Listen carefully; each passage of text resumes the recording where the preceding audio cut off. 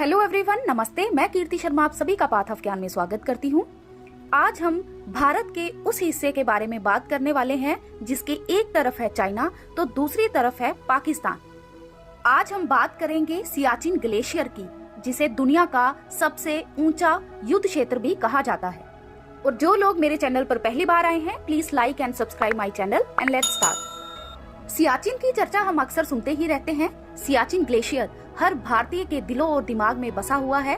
ये एक ऐसा इलाका है, यहाँ न सिर्फ भारत की भावनाएं जुड़ी हुई हैं, बल्कि ये हमारे स्वाभिमान का भी प्रतीक है।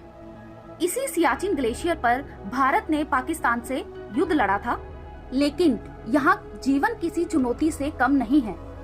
यहाँ टेम्परेचर -60 डिग्री से भी कम रहता है, तो दूसरी तरफ बर्फीली हवाएं जो लगभग 160 किलोमीटर प्रति घंटे की रफ्तार से चलती हैं, इसे पूरी दुनिया में सबसे कठिन जगहों में से एक बनाती हैं। सियाचिन को दुनिया भर में सबसे ज्यादा ऊंचाई पर बने युद्ध स्थल के तौर पर जाना जाता है। सियाचिन समुद्र तल से करीब 5753 मीटर की ऊंचाई पर स्थित है। कश्मीर के इस जगह पर भारत और पाकिस्तान के बीच विवाद भी है। दोनों देशों की सेनाएं यहाँ तैनात रहती हैं। सियाचिन को भारत का सबसे बड़ा जबकि दुनिया का दूसरा सबसे बड़ा ग्लेशियर कहा जाता है। सियाचिन की चर्चा वैसे तो भारत और पाकिस्तान युद्ध की वजह से होती ही है, लेकिन आपको ये बात भी जाननी चाहिए कि इसका नाम कहाँ से आया। सियाचिन नाम तिब्बती भाषा बाल्टी से निकला है। इसमें सिया का मतलब है गुलाब, जबकि चीन का अर्थ है बिखरा हुआ।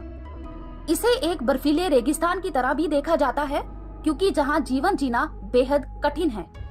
यहाँ पर चारों तरफ बर्फ ही बर्फ है। भारत और पाकिस्तान के कई सैनिक अभी तक यहाँ बर्फ में दबकर अपनी जान गंवा चुके हैं। इसीलिए इस बेहद ही अहम ग्लेशियर को मौत की घाटी भी कहा जाता है। सियाचिन के एक तरफ पाकिस्तान की सीमा है तो दूसरी तरफ चीन की सीमा है।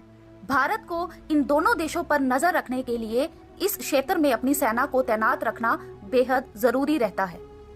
कहते हैं सियाचिन में पानी गर्म करना भी अपने आप में बेहद कठिन काम है।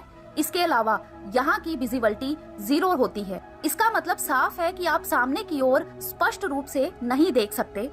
खुद को सुरक्षित रखने के लिए सैनिक एक दूसरे को रस्सियों से बांध लेते हैं। यहाँ का टेम्परेचर माइनस में ही रहता है। यहाँ पीने के लिए पानी तक की समस्या है। कड़ाके की ठंड और ऑक्सीजन की कमी की वजह से सैनिकों पर इसका नेगेटिव असर भी पड़ता है। यहाँ पर तैनात जवान ठीक तरह से अपनी नींद तक पूरी नहीं कर पाते, जिसकी वजह से उन्हें कई समस्याओं का सामना करना पड़ता है। डेली यूज के लिए हमेशा स्टोव पर पानी को रखा जाता है ताकि पानी जमे नहीं। यहाँ पर सैनिकों की देखरेख करना और बेस को सेफ रखना बेहद मुश्किल है, लेकिन इस जिम्मेदारी को बखूबी निभाती है इंडियन एयरफोर्स। 21,000 फुट से भी ज्यादा तक की ऊंचाई पर इंडियन एयरफोर्स सबसे हाईएस्ट बैटलफील्ड पर उड़ान भरती है और इस जानलेवा इलाके में हेलीकॉप्टर की मदद से सैनिकों तक खाना, पानी और हथियार पहुंचाए जाते हैं। चीन और पाकिस्तान पर पैनी नजर रखने के लिए भारत के लिए ये क्षेत्र काफी इम्पोर्टेंट है। 1984 में पाकिस्तान तो इस पर कब्जा करने की तैयारी में था। हालांकि भारतीय सेना ने ऑपरेशन मेघदूत लॉन्च किया और 13 अप्रैल 1984 को सियाचिन ग्लेशियर को अपने कब्जे में ले लिया। साल के 365 दिन यहाँ भारतीय सैनिक तैनात रहते हैं और देश की सबसे खतरनाक सरहद की रक्षा करते हैं। सियाचिन की ठंड का अनुमान इसी बात से लगाया जा सकता है कि यहाँ कभी कभी तापमान -70 डिग्री सेल्सियस तक भी चला जाता है। यहाँ पर जीवन जीने के लिए कड़ी मशक्कत करनी पड़ती है। भारत और पाकिस्तान के बीच आपसी लड़ाई से जितने सैनिक नहीं मारे गए, उससे कहीं ज्यादा तो ऑक्सीजन की कमी और एवलांच से मारे गए हैं।